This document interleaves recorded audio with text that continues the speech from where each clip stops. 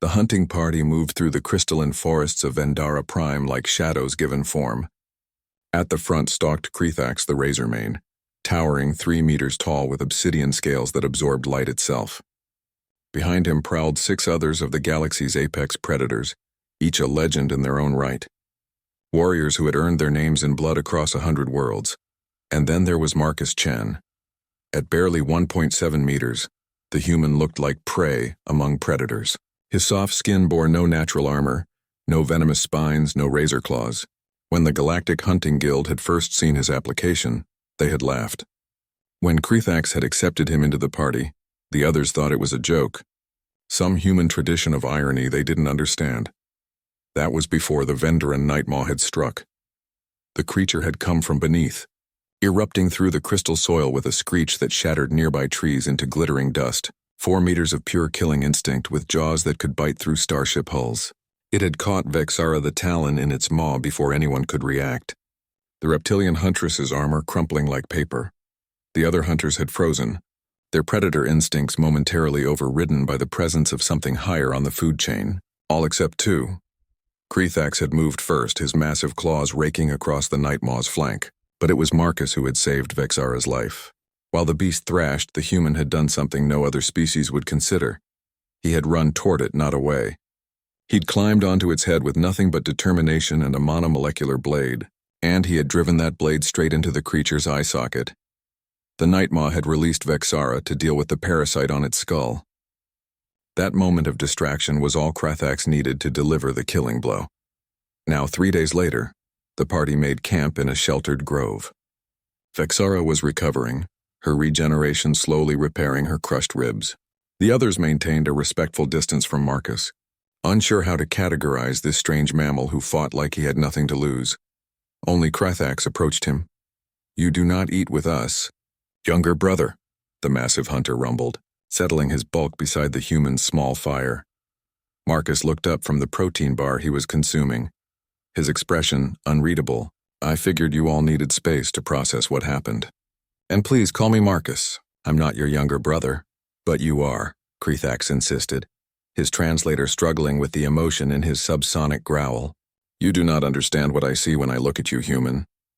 I see someone small and weak who got lucky?" "No." Krethax's eyes, each the size of Marcus's fist, gleamed in the firelight. "I see my own reflection from 70 million years ago." Marcus paused mid-bite. "What?" The great hunter settled into a crouch, his tail curling around himself in a posture that Marcus had learned meant storytelling. "My people were not always the apex. Once we were small. We hunted in packs because alone we were nothing. Everything wanted to eat us. Everything could eat us. We had no venom, no armor, no great strength, just cunning and the inability to give up." "Persistence hunting," Marcus said quietly. "Yes, we learned your term for it when your species joined the guild. You and we are the only 2 species who understand it. The Razak have their venom, the Thule have their armor, the Keshian have their claws that cut through steel. But you and my ancestors, we just kept going." Krethax leaned closer, his voice dropping to something almost reverent. "When the Nightmaw struck, everyone else calculated their odds and hesitated. It is what evolved hunters do, but you saw your packmate in danger and you ran toward death without thinking. Not because you were stupid, but because stopping to think meant she would die. That is not the behavior of an apex predator, Marcus. That is the behavior of an apex survivor, something that refuses to die no matter what the universe throws at it." Marcus was quiet for a long moment, staring into his small fire. Around them, the crystal forest sang its evening song, a chorus of harmonics that no human should have been able to survive long enough to hear. "My people have a saying," Marcus finally spoke. "It's not the size of the dog in the fight. It's the size of the fight in the dog." Krethax's translator took a moment to process the idiom. Then the great hunter made a sound that Marcus had learned was laughter. "Yes, exactly, yes. This is why you are younger, brother.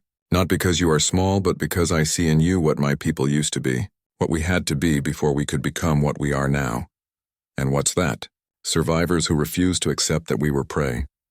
Who looked at the universe trying to kill us and said, 'No, actually, we're going to kill you back.' Your species is young, Marcus Chen. You have only just learned to leave your den world. You have no natural weapons, no armor, no advantages except one. Which is? Krithax's teeth gleamed in what might have been a smile. You are too stupid to know when you should give up. And that, younger brother, is the most dangerous weapon in the galaxy. The next morning, when the hunting party resumed their trek, Marcus walked beside Krithax at the front. The others no longer saw him as an oddity or a liability. They saw him as Krithax did, a reflection of what all apex predators had to be before they could afford to be apex. They saw a survivor. And in the vast, dark forests of Vendara Prime, where everything was evolved to kill, that was worth more than all the claws and venom in the galaxy.